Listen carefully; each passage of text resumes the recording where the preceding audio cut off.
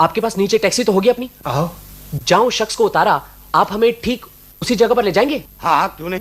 चलिए अजीत आओ, अपनी टॉर्च भी साथ में ले लो, चलो।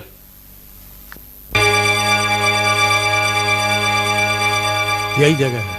अरे ब्योमकेश, ये तो वही जगह है जहां हम पहली बार मिले थे। वो देखो हमारे मेस की बिल्डिंग।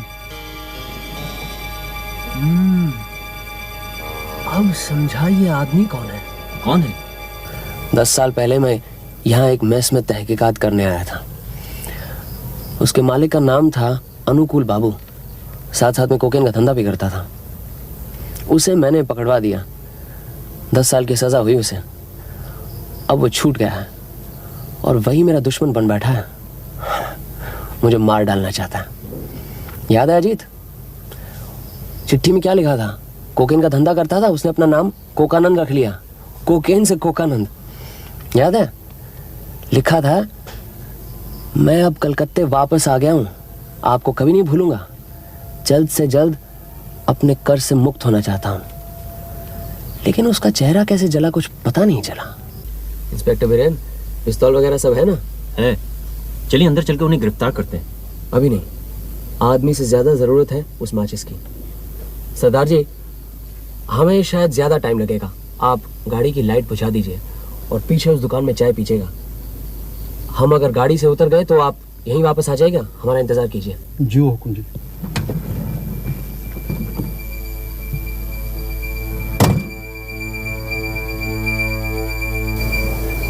हम यहाँ धरना दे रहे हैं, हाँ। कभी ना कभी तो निकलेगा। जब निकलेगा हम उसके कमरे में जाएंगे, कमरा सर्च करेंगे, फिर जब वो वापस आ जाए आप उसे गिरफ्तार कीजिए। और मान लो वो कमरे से ना निकले तो? अरे निकलेगा कैसे नहीं, अब वहाँ मेस नहीं है, रात का खाना खाने तो वो देखो।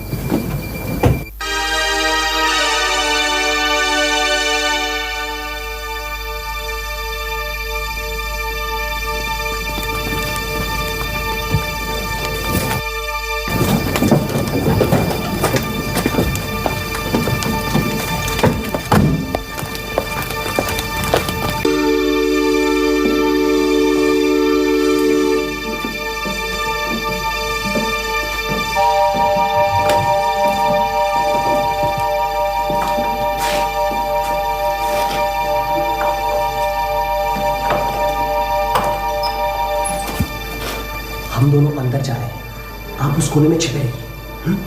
ये ताला बाहर से लगवा दीजिए, जैसे ही कोई अंदर आए आप फौरन अंदर आ जाइए।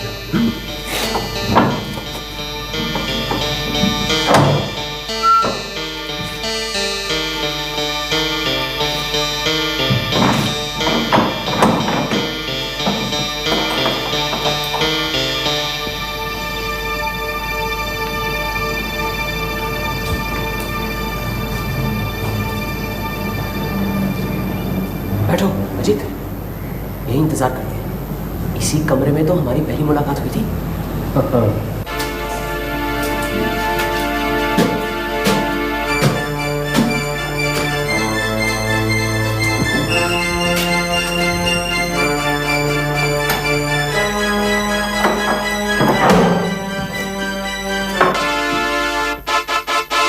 पधारिए अनुकूल बाबू। क्या चाहिए ब्योमकेश बाबू? कोकेन? जी नहीं, इतनी कीमती चीज लेकर क्या करेंगे, हमें तो मामूली चीज चाहिए, एक देसलाई का बक्सा। कौन सी दियासलाई? जिस बक्से से कुछ दिन पहले ट्रैम में आपने मुझे एक तीली भेंट की थी। क्या कह रहे हैं? मुझे कुछ समझ में नहीं आ रहा। आपको सब मालूम है, और अपना हाथ स्विच से हटा दीजिए, अंधेरा हो जाने से हमसे ज्यादा आपको तकलीफ होगी। देखिए आपके पीछे इंस्पेक्टर बिरेन पिस्तौलिए खड़े हैं। अच्छा, तू पुलिस लेके आया है? मैं तुझे जिंदा नहीं छोड़ूंगा जब तक तेरा खून नहीं पिया। मैं वो देसलाई कहाँ है? मुझे नहीं मालूम, नहीं दूंगा मैं दियासलाई। ठीक है, फिर मैं ही बताता हूं कि देसलाई कहाँ है। इंस्पेक्टर बिरेन, जरा इनका ख्याल रखना। छोड़ दो मुझे।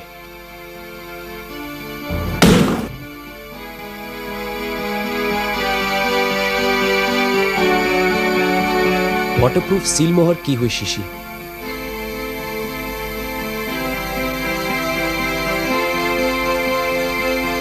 सब ठीक है, शीशी टूटी नहीं है। इंस्पेक्टर बिरेन, इसी शीशी में डीएसएलआई की बाकी तीलियां हैं। अब आप इन्हें गिरफ्तार कर सकते हैं। चलो। भाई पोटीराम, आज तो तुम बढ़िया सी चाय पिलाओ। आइए। आइए इंस्पेक्टर बेरेन, आइए। भाई अनुकूल बाबू का चेहरा कैसे जला इसका पता चल गया। हाँ, अच्छा। अनुकूल बाबू एक पढ़े लिखे कैदी थे। हाँ। इसीलिए जेल अस्पताल की लेबोरेटरी में काम करते थे।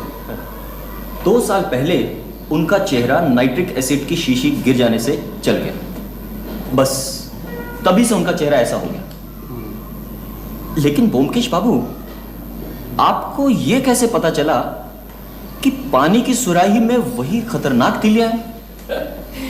यहां हमारे अनुकूल बाबू की अकलमंदी की तारीफ करनी पड़ेगी। देशलाई पानी में छुपा कर रखी गई है, ये कोई सोच भी नहीं सकता था। अब अगर उनके घर की तलाशी ली जाए तो और जहां भी हो, लेकिन कोई पानी की सुराही की तलाशी नहीं लेगा। मुझे भी शक हुआ जब मैंने सुना कि वो एक हैंडबैग और पानी की सुराही लेकर भागे। अब इस जाड़े के मौसम में कोई गद्दा कंबल छोड़कर पानी की सुराही लेकर क्यों भागे? और फिर जब उनके बक्से में से वो वाटरप्रूफ कपड़ा और सील करने वाली लाख मिली, तब मुझे यकीन हो गया कि जरूर इसी सुराही में वो खतरनाक तीलियां हैं। वो सब तो ठीक है, लेकिन अनुकूल बाबू को उन तीलियों के बारे में कैसे पता चला? प्रोफेसर देव कुमार और उनकी इजाद की गई माचिस की तीलियों का केस सारे अखबारों में छपता था। उन्हीं दिनों अनुकूल बाबू की रिहाई हुई थी। अब मुझसे बदला लेने की आग उनमें थी ही। वे रोज कोर्ट जाकर ये केस सुनते थे। वहीं ये माचिस की डिबिया अक्सर बतौर एग्जिबिट कोर्ट में पेश की जाती थी। अनुकूल बाबू ने सोचा इसी हथियार से मुझे खत्म कर देंगे। अब माचिस हथियाना तो उनके लिए मामूली सी बात थी। किसी भी चपरासी को उल्लू बनाकर उसके बदले में दूसरी माचिस रखकर उन्होंने अपना काम बना लिया। इंस्पेक्टर बिरेन, अगर आप चाहे तो इसकी तहकीकात कर सकते हैं। लीजिए चाय पीजिए। पोटीराम, पढ़ाई लिखाई शुरू कर दी?